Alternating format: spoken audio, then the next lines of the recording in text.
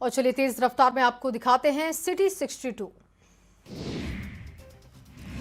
लालू परिवार से नाता तोड़ने के बाद दिल्ली से मीडिया से की रोहिणी आचार्य ने बात। रोहिणी ने कहा, किसके शह पर बदसलूकी हुई ये तेजस्वी और संजय यादव से पूछें। भगवान न करे किसी घर में मेरी जैसी बेटी हो। हम पार्टी के सभी नवनिर्वाचित विधायकों की बैठक पटना में आयोजित हुई। विधायक दल की बैठक में सर्वसम्मति से सिकंदरा से निर्वाचित विधायक प्रफुल्ल मांझी को विधायक दल का नेता चुना गया। इस बैठक में पार्टी के राष्ट्रीय अध्यक्ष और प्रदेश अध्यक्ष डॉक्टर अनिल कुमार मौजूद रहे।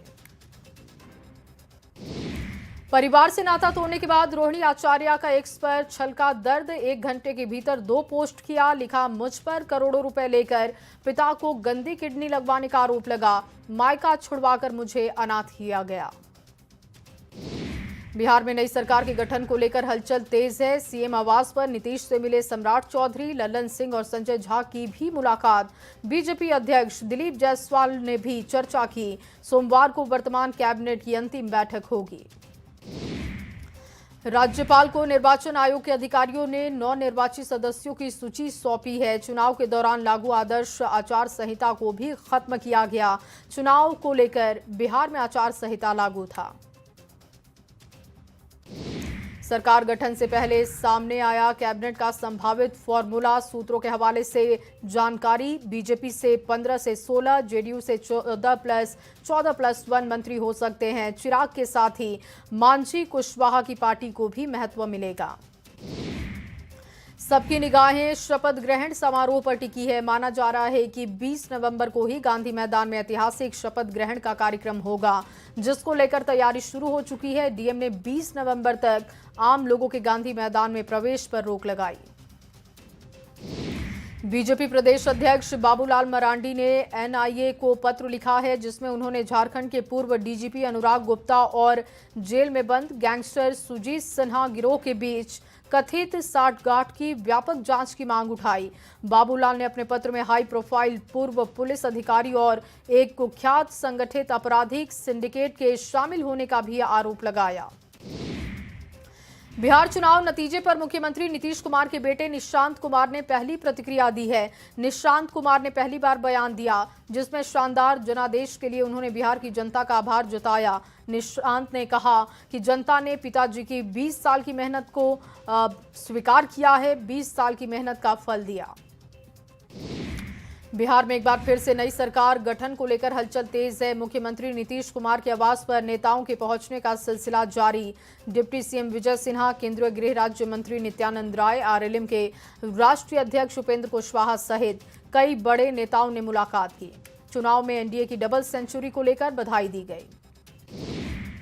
पटना में प्रशांत किशोर को लेकर लगे पोस्टर से राजनीति फिर तेज हो गई है। दरअसल प्रशांत किशोर ने एक इंटरव्यू में कहा था कि अगर जेडीयू को 25 से ज्यादा सीटें आती हैं तो वो राजनीति से संन्यास लेंगे। अब प्रशांत किशोर को उनके दावे की याद दिलाकर पोस्टर के माध्यम से याद दिलाते हुए राजनीति छोड़ने की बात कही जा रही है।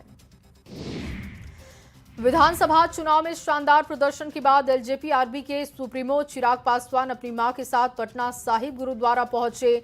उन्होंने मत्था टेका, बिहार में अमन, चैन व खुशहाली की कामना की। चिराग पासवान ने चुनावी जीत को जनता का आशीर्वाद बताया। उन्होंने कहा कि जनता ने इस बार एलजेपी-आरबी पर भरोसा दिखाया।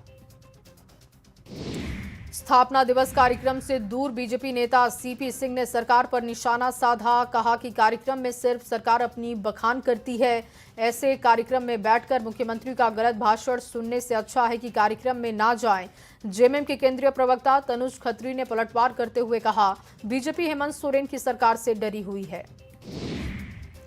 झारखंड के 25 साल पूरे होने पर जमशेदपुर के पोटका विधानसभा क्षेत्र में लोगों को मुख्यमंत्री हेमंत सोरेन ने बड़ी सौगात दी।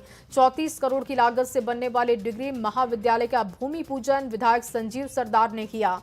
ये कॉलेज का भवन 21 महीनों में बनकर होगा तैयार। पोटका विधानसभा क्षेत्र के छात्र छात्राओं के लिए एक वरदान साबित होगा।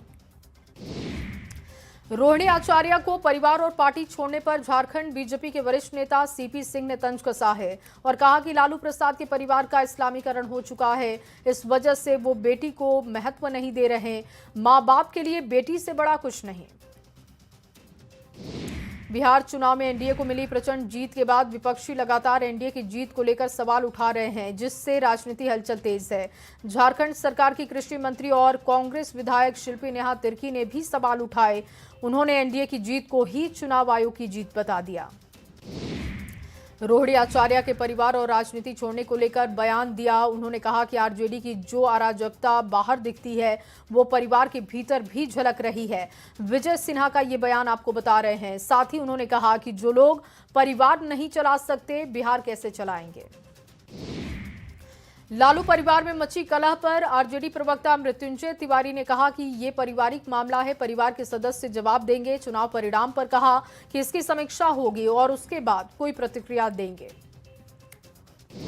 बिहार बीजेपी अध्यक्ष दिलीप जायसवाल ने रोहिणी आचार्य को राजनीति और परिवार से बाहर किए जाने पर बयान दिया। उन्होंने कहा कि पारिवारिक मामलों में दखल देना ठीक नहीं, लेकिन लालू प्रसाद और राबड़ी देवी से अपील है कि परिवार को बचाएं। साथ ही कहा कि जिस बेटी ने पिता को किडनी देकर बचाया, उसके साथ ऐसा व्यवहार उचित नहीं।